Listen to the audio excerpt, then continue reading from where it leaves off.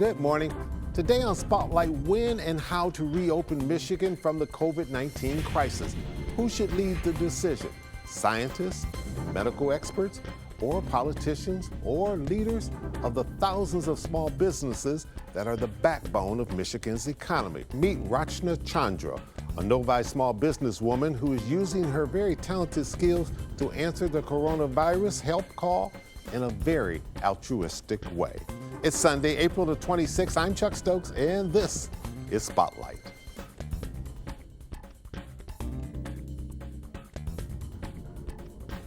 Welcome back to Spotlight. We've been talking about small business from a high-up position. Now we're going to really drill down to the grassroots level of it. And joining me now is Rachna Chandra. She is a business owner, lives in Novi, but her business is in Farmington Hills.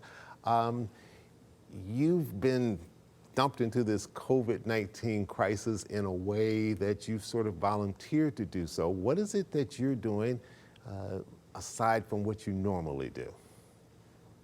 Well, my normal life is full of bling and designing bridal outfits. That's where my boutique is in Farmington Hills. Mm-hmm. But since this lockdown and COVID-19 hit all of us real bad, and I just started sewing for friends and family the cotton mask.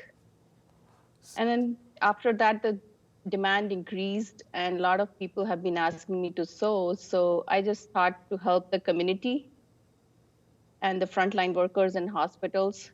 So started sewing and donating them since then. So far, we have almost donated 3,000 cotton masks. You're making masks and you're also making some of the caps that oftentimes Yes. are used in hospitals and with nurses? Yeah, and then after the mask, they started asking about scrub hats. They need to cover their heads.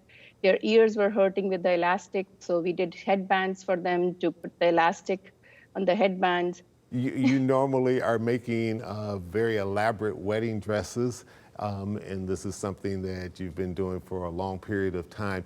You have the sewing skills because you used to teach sewing at some of the colleges, is that correct?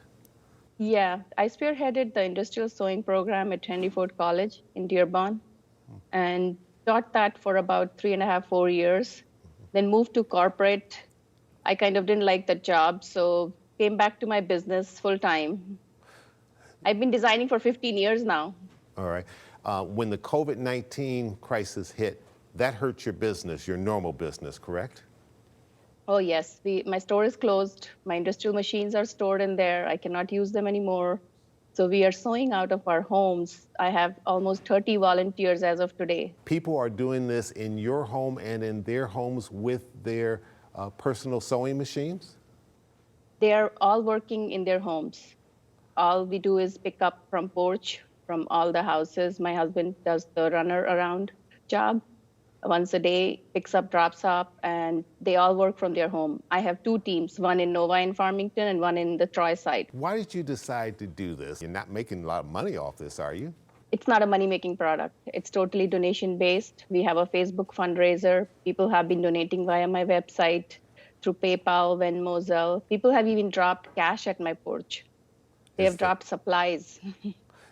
Where are you getting the supplies from these days? Because I understand that a lot of the fabric stores that you would normally go to are closed down, right? Yes, they are. And it's very hard to find supplies nowadays, especially with the supply chain being so disruptive. I started buying supplies from Joann, but since Joann closed, it was very hard. So I tried Amazon, eBay. Now I have even applied a distributor license for fabric. I'm not a fabric store, but I had to do it because I need that material.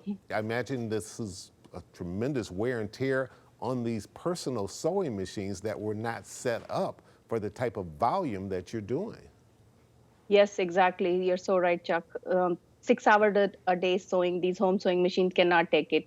And I have lost some volunteers because they lost their sewing machines. If I'm sitting at home and I'm listening to this interview, I'm thinking, boy, if I somehow have a lot of sewing machines that maybe I'm not using or other supplies that you need, this would be the perfect person to donate them to because of what you're trying to do for our overall society.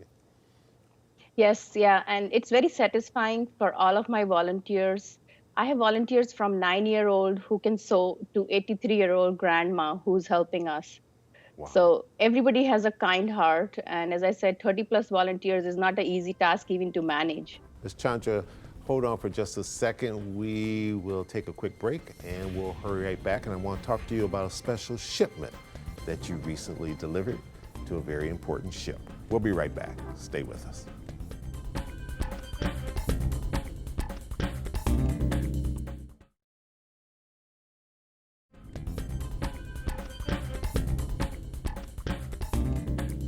And welcome back to Spotlight.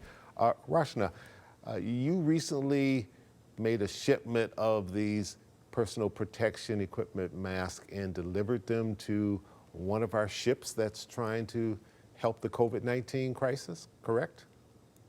Yes, I worked with Mass Donation Center in Pontiac, which is run by Shannon from Glamorous Mom and Detroit Sewn, have collaborated together with their mass donation center came up. And I just saw this post by Shannon asking help to donate to USNS Navy ship in New York. And we have donated 810 masks, home sewing masks on home sewing machines to them. And I believe they collected it all together, over 2,000 home sewing masks, and it went to USNS. Wow. Where do you see this going? Are you going to keep this up as long as we have a crisis? It's my passion. It's my childhood dream and passion to sew and make things. I've been sewing my whole life long, but I have never sewn this much in one stretch. This is a lot. So, I mean, I am seeing it going, and I mean, why should I stop? The community needs my help, and I'm able to do it. I'm not a doctor. I wish I could help out at front line, but at least I can help them protect themselves somehow. What is it you hope and you need to make sure that when we come out of this COVID-19, that you can step back up to the plate and save your business? To be honest, right now, I don't have time to think about my bridal gowns and Indian outfits. I design them here, and then they're all made in India. So once the countries or the world is open, I hope people still have weddings and parties to go to, because that's what I cater for. Those are my clients. It'll take a while, I think. Sure, absolutely. Have you had to apply for any of these small business loans that I just talked to former Lieutenant Governor Calley about? I've applied for all those, didn't heard back from anyone yet. No, nothing in terms of a response yet, but you've done all the paperwork and you're like so many others, you got your fingers crossed and you're hoping. Yeah, I'm just have my fingers crossed and hoping. I don't know how many loans I have applied. I lost the count there. I've applied for every government aid I could find. Wow, and you're just in a wait and see mode now? No response? No response. And with this project, with the mask mission, it's all my funds and my money. Now the community is coming together and helping me with the funds and supplies, but still I'm in minus with everything. Right. You have a Facebook page so people can reach you on in terms of what you're trying to do during COVID-19 and help out with all the masks and the headgear? Yeah, my website has pretty much everything, tajcottage.com. And my personal page has a fundraiser Facebook going on, which is all linked to my website. My website pretty much has everything. All right. Thank you so much for joining us today on Spotlight. Best of luck and thank you for all that you're doing.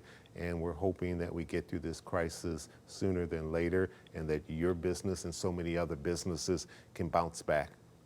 It's good talking to you. Thank you so much. All right. Yeah, nice here. Stay safe. Thanks today to SBAM President Brian Calley and Taj Cottage owner Rachna Chandra for being my guest. And to all the small business people out there, just please continue to hang in there. I'm Chuck Stokes. We'll be back next week with more newsmakers in the spotlight. Stay safe. And remember, you can always watch Spotlight online at WXYZ.com or my Facebook page. Have a great week.